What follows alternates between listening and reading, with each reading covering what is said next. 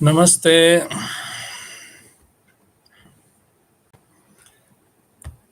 Today we would be talking about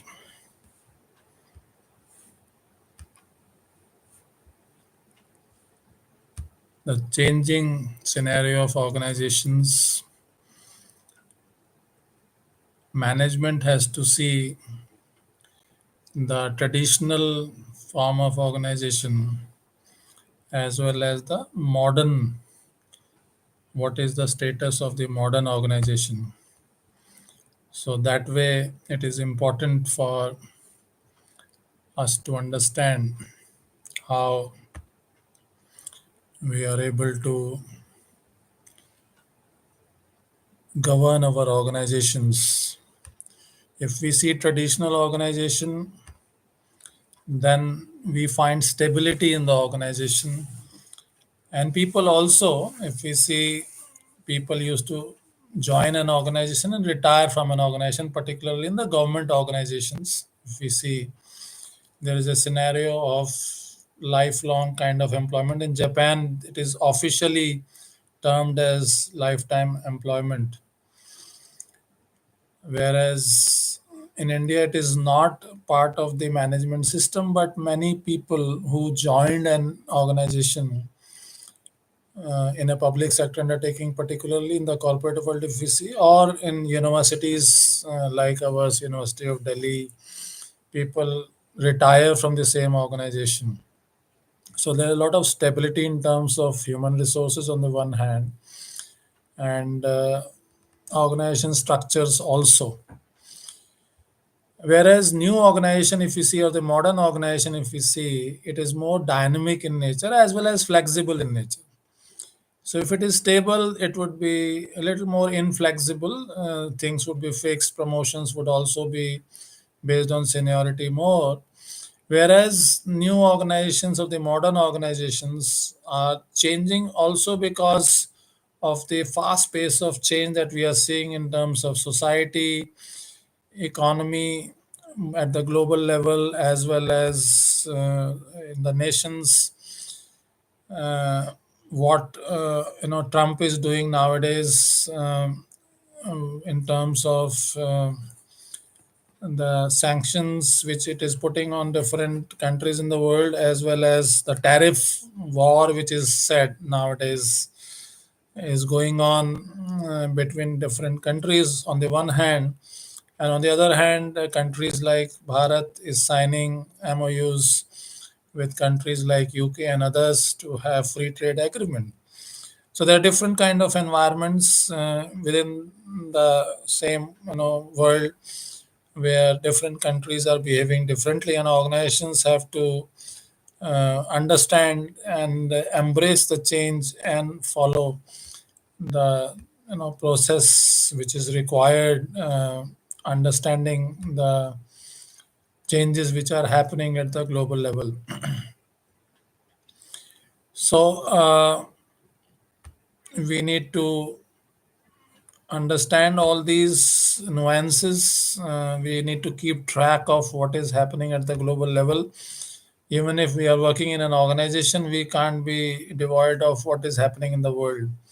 Like we saw what happened after 2008-9 subprime crisis, which originated from US, but it impacted the entire world for quite a number of years. So in this dynamic world, which is more interconnected world, it is very important to be flexible on the one hand, and organization should be also dynamic. Like when this time came, a lot of companies started for changing their things, what was required at that particular time. Like we were not having so much of capacity to make what we call personal protection equipment, PPE, and things like that, and the gloves and the mask which were required at that point of time. So we started making them, the facilities which were required for other or made for other things. The company shifted to make the most important thing that is required to save life at that particular time, and that is pandemic time, COVID-19 time, which started sometime in 2020, March onwards, although it originated in China in the month of December itself. But to become a pandemic, it took some time. So flexibility is also very much important in an organization, both in terms of organization structure as well as allowing people also to have flexible jobs. And then the next point is, in the traditional organizations, we can see that the job focus environment is there.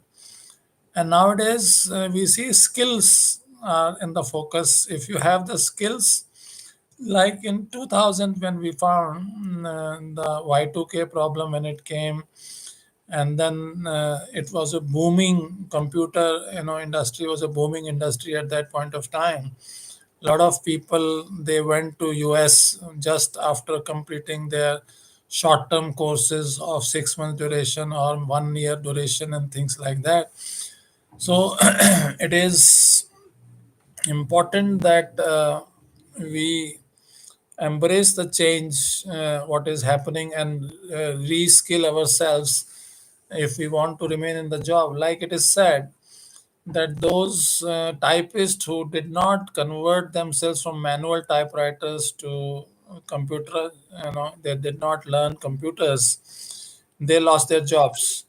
And the same is happening nowadays, that those who don't know how to uh, reskill themselves, unlearn, relearn, and become relevant in Industry 4.0, they are losing jobs. So if you want to remain in job, then you need to reskill yourself on the needs of Industry 4.0, and you should also become proficient in what Industry 5.0 demands. So if there are robots, then you should learn how to operate robots and things like that. So it is now from job focused to skills focused, and work is defined by job positions earlier in the traditional organizations, and now in the modern organizations, work is defined in terms of tasks to be done. So it is more, task by task that people are required to upgrade their skills. Whatever tasks are required, you should upgrade yourself in that. And then it is individual oriented. Traditional systems were more individual oriented, and the modern systems are more towards team orientation. That is what we need to learn. Otherwise, earlier we used to train students in terms of becoming the topper of the school or the college where one is studying, but we forget to develop them as team players. So it is very important nowadays in organizations that people become team players. So team orientation is what the modern organizations require, because it is becoming more and more flatter organizations actually. So that we will see a little later. Hierarchical relationships were there in traditional organizations, and lateral and network relationships are required in the new organization. That is why team orientation is more required. In the traditional setup of organizations, permanent jobs were considered to be more lucrative. And nowadays, people don't stick to a job. These have become more temporary jobs. The organization also don't look for more than 2 or 3 years horizon if they are hiring someone. So the orientation has changed. They are looking for outcomes more while the person is on the job, the tenure is on. So earlier it was command oriented in the traditional organization. Now it is involvement oriented. Engagement word is coming up nowadays. How much your employees are engaged. So 100% attention, involvement, engagement, as we say, is required to get the desired outcomes. Otherwise, you may not get the desired outcomes.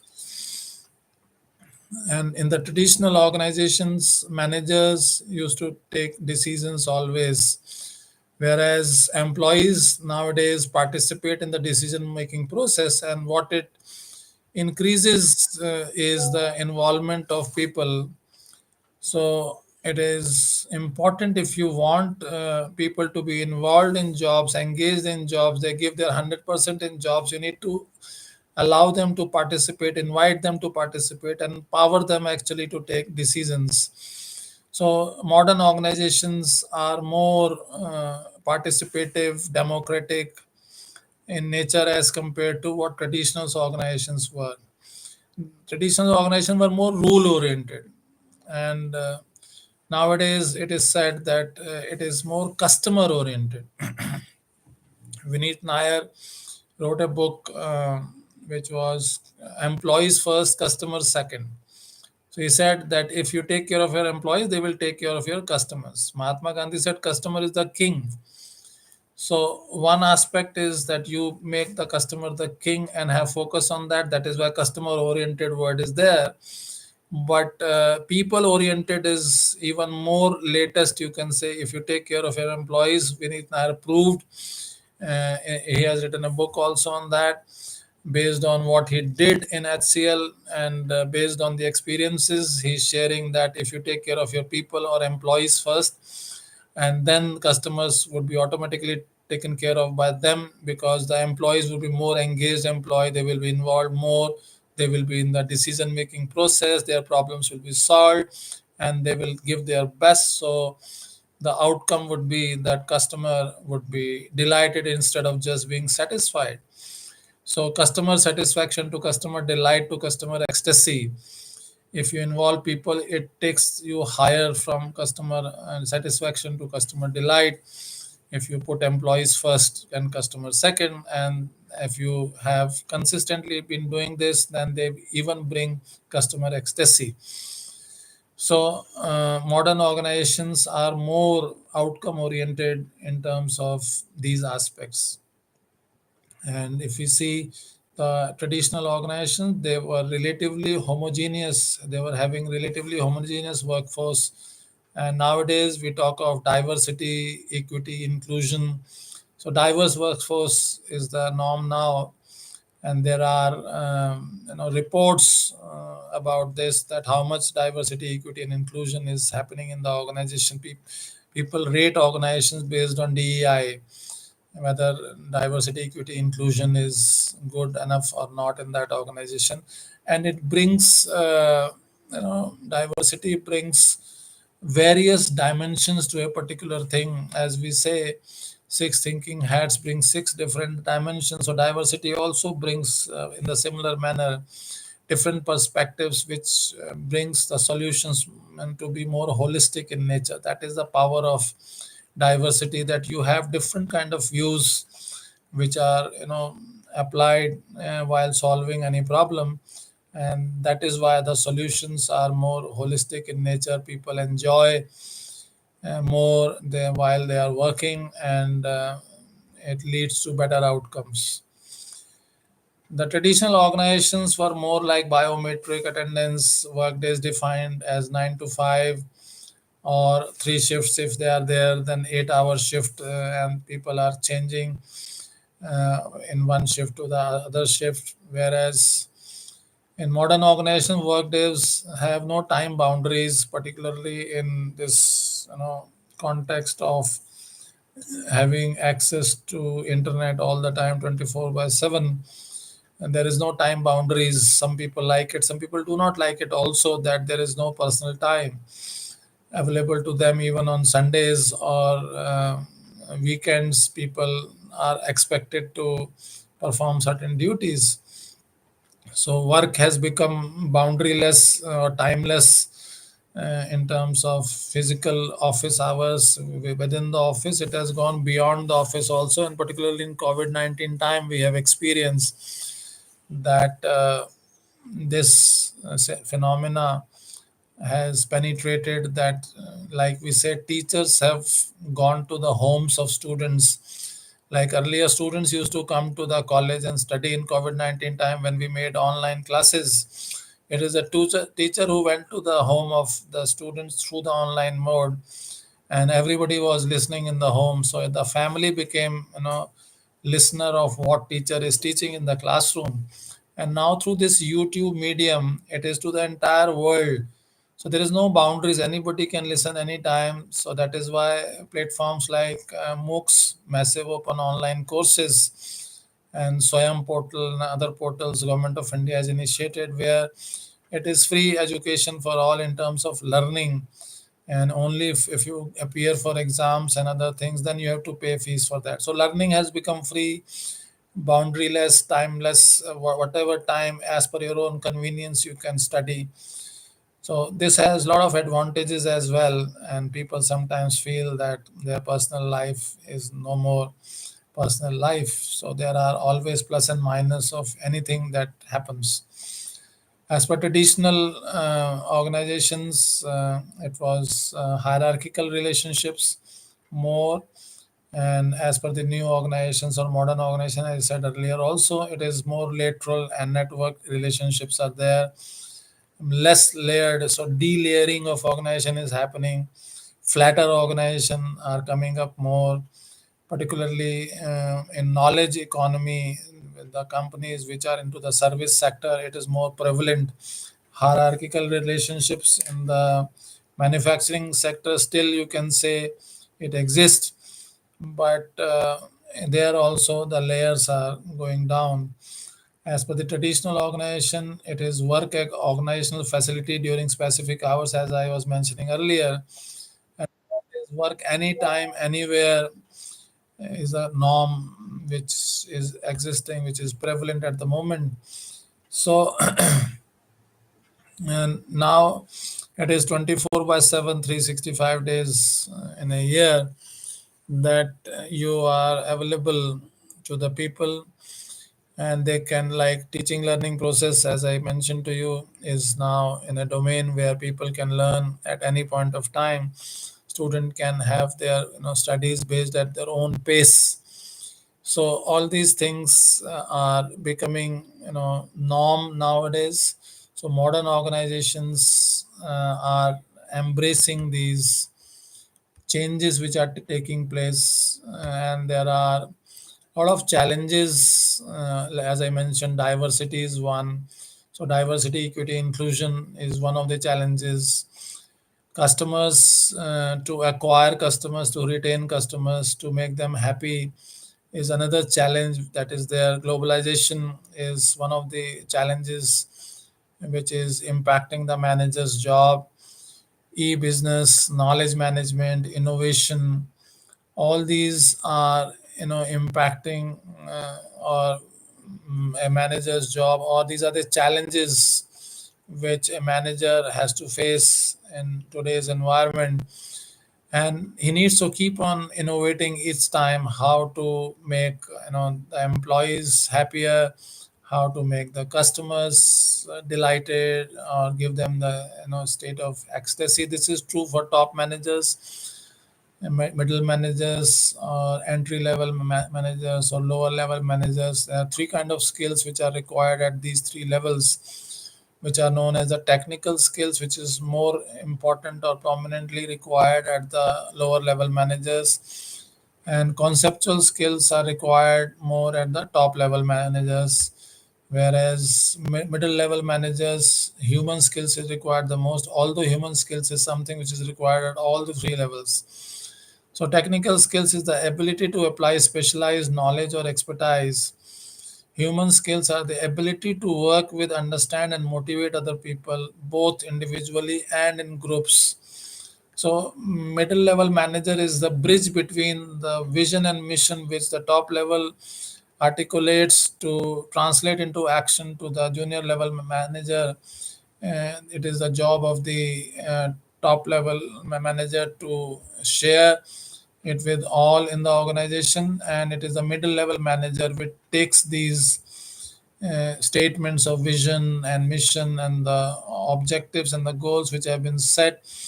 It is good to set goals of each individual in consultation with the supervisor, sitting together, articulating it, It's like making it management by objectives approach, MBO approach, as we say. So all these aspects are important, and these challenges are at each level: top, middle, lower. Ethics, like one of the challenges, as I mentioned, there is an increased emphasis on ethics education in university and college curriculums. Also nowadays, it has become part of compulsory in national education policy. It has been articulated very well now that it is more important as it was earlier also, but it is more now in today's world. And there are increased creation and use of codes of ethics by businesses nowadays. uh, Code of conduct by companies like Tata's has been from quite some time, and others are also following what Tata's did so many years ago in terms of ethics and values and code of conduct and things like that. Workforce diversity, as I mentioned, increasing heterogeneity in the workforce in terms of gender diversity, minority, ethnic, and other forms of diversity in employees. Cultural values are also something which are very, very important. And aging population is another dimension of diversity which is important. And I mentioned to you about political and cultural challenges of operating in a global market, particularly in the second regime of Trump as president of United States of America. There are a lot of new challenges which have emerged in the recent past after taking over in 2025. Management in global organization, international organizations, and things like that are also important. And then e-business is like electronic business. Now we see listen about e-commerce, the sales and marketing component of an e-business, which is also moved to mobile commerce or m-commerce, and then quick commerce, like we hear delivery within 10 minutes. If you don't get within 10 minutes, the entire payment is, I mean, is not required. It is free for you and things like that. So the work performed by an organization using electronic linkages to its key constituencies is called e-business. It is internet based, and maybe in the future even internet may not be required. What Elon Musk is doing, what we are seeing is as today's norms may change tomorrow. So these constituencies are important in order to efficiently and effectively achieve the goals that we have set using the e-business scenario. And as I mentioned, importance to customers. Customers have more opportunities than ever before. Delivering consistently high quality service is essential now. Managers need to create customer responsive organization. And innovation is doing things differently, exploring new territory and taking risk. Managers need to encourage all employees to be innovative. You must have heard of Honeybee Network of uh, Anil Gupta, Professor Anil Gupta. He has helped a lot of small time people to become entrepreneurs using frugal innovation. That is the term. So innovation is on the one hand important, and frugal innovation, like India, uh, is ISRO is sending spacecrafts in the Mars, and it moon. It landed on the southern part for the first time, the first country in the world, and the cost of transportation was the lowest. So India is the country which knows how to do at the minimal cost. So that is also something which is very, very important. So next is knowledge management, the cultivation of a learning culture where organizational members systematically gather and share knowledge with others in order to achieve better performance. And learning organization means an organization that has developed the capacity to continuously learn, adapt, and change. There have been PhDs which have been done in these uh, type of things. So we need to go deeper into knowledge management and learning organizations. If we see learning organization versus traditional organization attitude towards changes: if it's working, don't change it. Whereas for learning organization, if you aren't changing, it won't be working for long. So if you have been successful doing something over a period of time, that doesn't mean you will continue to be successful in the future as well. So attitude toward change needs to be changed in the from the traditional organization to the learning organization. Attitude toward new ideas. If it wasn't invented here, rejected. If it was invented or reinvented here, rejected. That is the learning organization. So from the traditional, it wanted everything to happen here only. Now the entire world you can learn from there. जैसे कहते हैं ज्ञान जहाँ से भी मिले पूरे संसार में वहाँ से ले लेना चाहिए उसको, जो है अच्छी चीज जहाँ से भी मिले उसे एम्ब्रेस कर लेना चाहिए। जैसे एक बार घड़ी की एक एग्जीबिशंस हो रही थी, कॉन्फ्रेंस थी, और क्वार्ट्स वॉचेस के बारे में, जो है Switzerland is a country where it was known for making watches. So quartz was introduced as an innovation in a conference, and Switzerland as a country rejected the idea that we have so many people working making manual watches, and if we make quartz watches, what would happen to the people who are working here, and so on and so forth. Japan as a country embraced the idea of quartz watches, and you see the difference what happened after that. Japan became world leader in making quartz watches. So it is not only a company but even a country can lose if we just don't embrace the new ideas from wherever it comes. And who is responsible for innovation in traditional organization, traditional areas such as R&D? Whereas in learning organization, everyone is invited to be an innovator and everyone in the organization can innovate. Main fear why people don't innovate is making mistakes. So in traditional organization, they say don't commit mistakes. And in learning organization, it is said not learning means not adapting. So mistakes should be allowed to be committed in an organization, in a learning organization. Otherwise, it seems that you are not learning. Like Thomas Alva Edison failed so many times, and he said, "I have found so many ways in which it cannot be done," and ultimately he came out with a bulb. Imagine if he would have succumbed to the failure.